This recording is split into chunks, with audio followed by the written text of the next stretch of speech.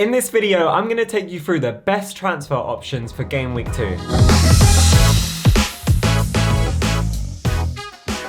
Hello everyone, my name is Akshay and welcome back to a brand new FPL video. In today's video, I'm going to go through the best transfer options for Game Week 2. So we're going to go through 4 players for each position. Players that I found passed the eye test for me in Game Week 1 and players that have some really good fixtures coming up as well, and there's a few differentials in here, so you won't want to miss this video. Just before we get started, if you are new around here, please do leave a like on the video and subscribe to the channel. If we can go for 50 likes on the video, that would be amazing. But other than that, let's get right into it. So we'll start off with the goalkeeper. So we have Turner, Leno, Johnston and Sanchez are the ones that definitely caught my eye in Game Week 1. We'll start obviously with Turner. He is the go-to 4-mil keeper this year. To have a starting 4-mil goalie is very, very good for your squad.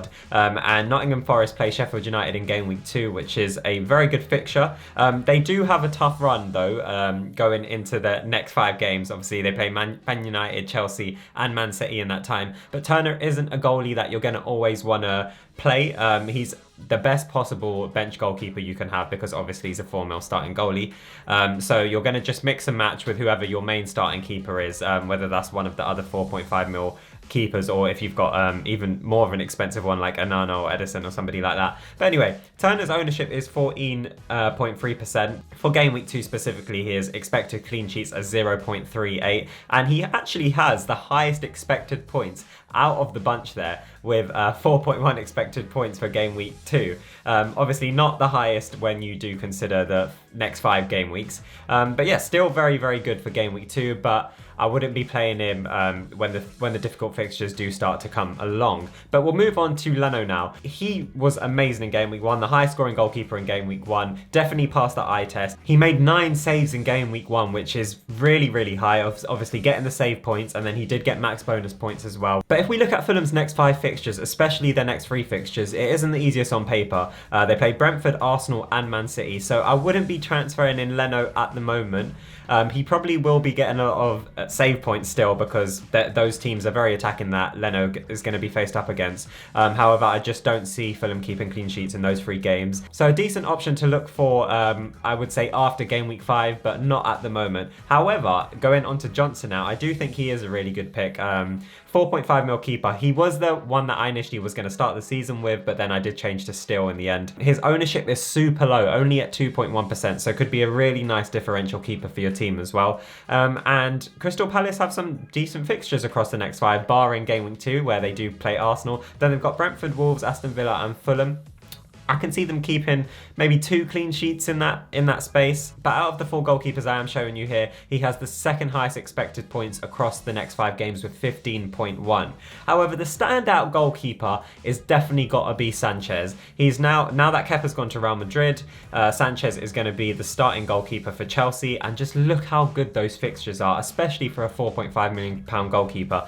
They've got West Ham, Luton, Nottingham Forest, Bournemouth and Aston Villa. You would expect Chelsea to keep 4 out of 5 clean sheets in those games, but I'm still a bit unsure on Chelsea as a whole. We're still going to have to see them play a lot more games to be confident in their assets 100%, especially players like goalkeepers and stuff like that. However, Chilwell and Reece James, players like that, you can back them in the defence because of their attacking return capability. But Sanchez, you just can't ignore them fixtures. And again, his ownership, just like Johnston, is super low at 3.3%. And he has the highest expected points of the bunch there with 16.2 across the next 5 games. So a very, very good option to have in your team. Now moving on to the defenders, we have Rico Henry, Reece James, Chilwell and Estepinian. We'll start with Rico Henry, and for me he definitely passed that eye test with flying colours in their game against Tottenham in Game Week 1. Even though Brentford did concede 2 goals, he was really, really attacking, was playing very high up the pitch for most of the parts, especially when Brentford were attacking obviously.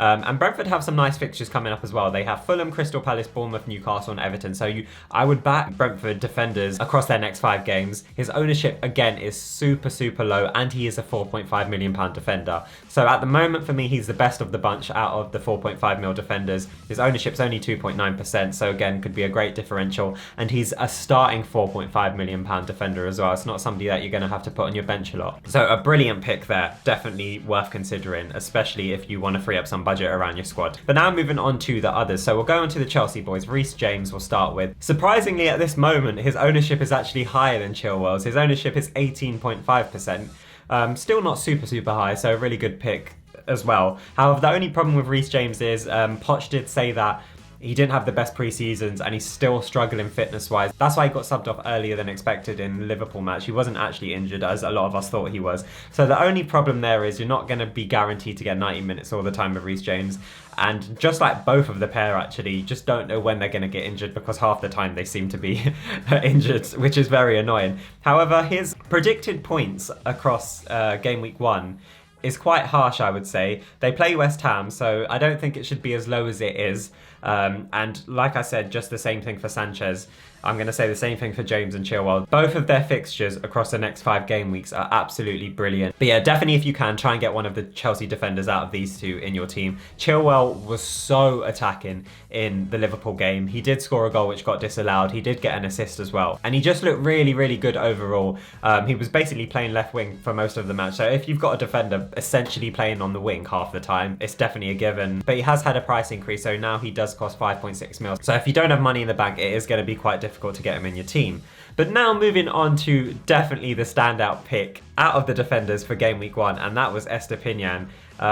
Wow, he was so attacking. He had 3 shots on goal. He made 6 key passes, which is brilliant for a defender. And he should have been on the score sheet as well. He did manage to get an assist, which was very nice. But the thing to consider here is his ownership is super high at 54.6%. So if you don't have him in your team, it could really hurt your rank if he does do well like he did in game week 1. And I really do think he's just going to continue that trend. Brighton's next 2 games are very nice with Wolves and West Ham. So you'd expect him to get a few more assists and even probably sneak a goal in there. And out of the bunch here, he does have the highest expected points in game week 2, I should say, of 4 points. So Estepinian is definitely a must-have defender in your team. So we'll move on to the midfielders here, and we have a couple interesting picks here, and we'll start with the first interesting pick, and that is Harvey Barnes. He only had 22 minutes on his Newcastle debut. He came on as a sub, and in that time, he scored and assisted. He had 4 shots, 3 of them being on target. He created 1 big chance as well.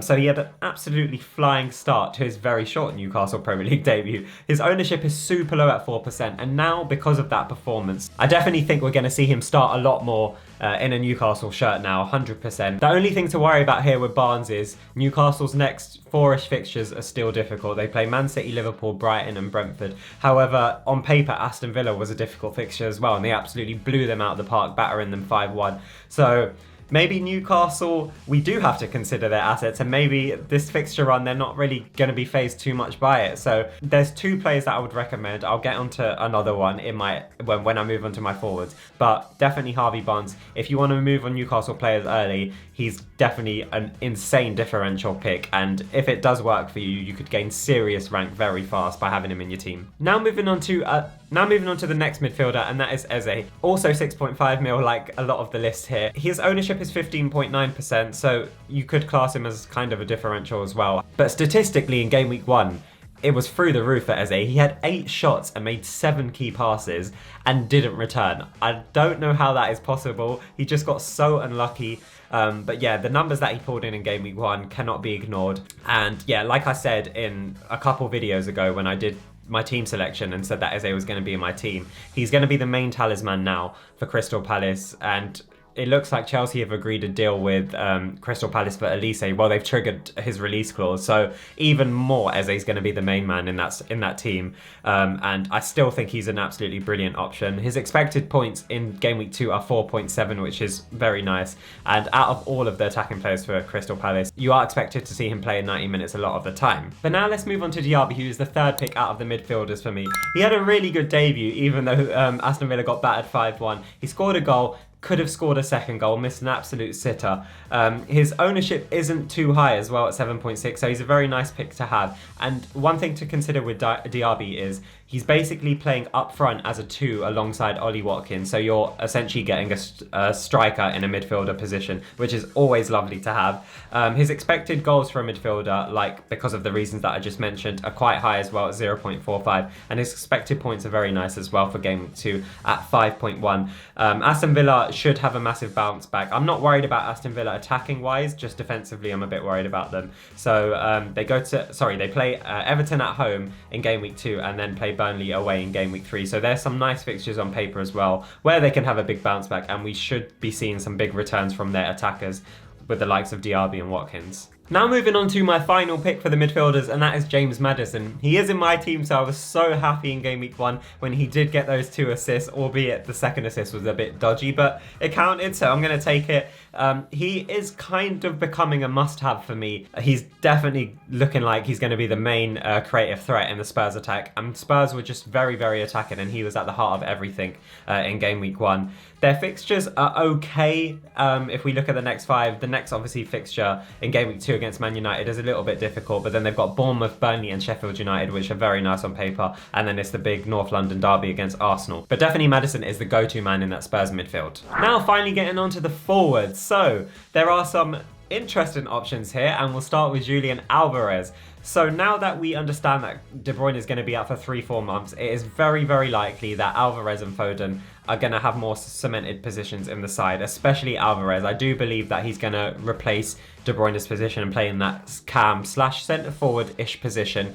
And at 6.5 mil, it's great value for money as well. His ownership is so low at 5.3%. I think that's going to start to increase dramatically over the coming game weeks. But if you can get in early with Alvarez, he's definitely going to be a great pick. Next up, we have Isak, scored 2 goals in game week 1. He has had a price increase, however, of 7.6, so it might be a little bit tricky for FPL managers to fit him in their team, because at the moment it seems like we do have one cheaper option in our attack alongside Haaland. His ownership was, I didn't realise going into game week 1, but his ownership was a lot higher than I expected because of Newcastle's tough start to the season. It's at 22.6. However, he is ever reliable for Newcastle. He had a great start to his Newcastle career last season, and he seems to be carrying on that going into the start of this season as well. So, like I said with Harvey Barnes, if you do want to get in on the Newcastle boys early before everybody moves on them, probably after game week 5, Isak and Harvey Barnes are your go-to players in my opinion. Third on the list, we have Nicholas Jackson,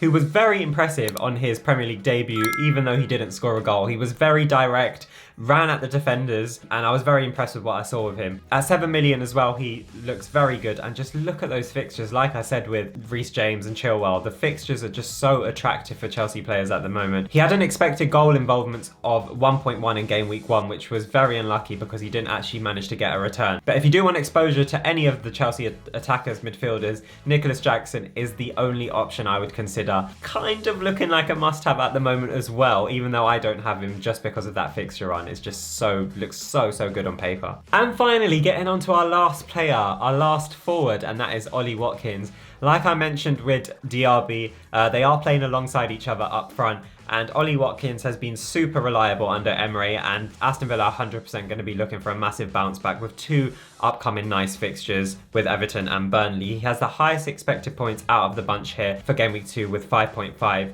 Even though Aston Villa were very poor in game week 1 defensively, attackingly they looked decent, and Ollie Watkins did manage to get an assist for Diaby's goal, which was nice to see, especially if you owned him. So if you've got the budget for it, definitely worth considering as well. However, I do feel like some of the other picks are better with taking a punt on Alvarez or having Nicholas Jackson in your team. So that is essentially it for the video. Let me know if you're considering any of these players in the comments down below. I'd love to hear your opinions. If this video helped and you are new around here, please do leave a like on the video and also subscribe to the channel. But other than that, guys, I will see you tomorrow for my Game Week 2 team selection video.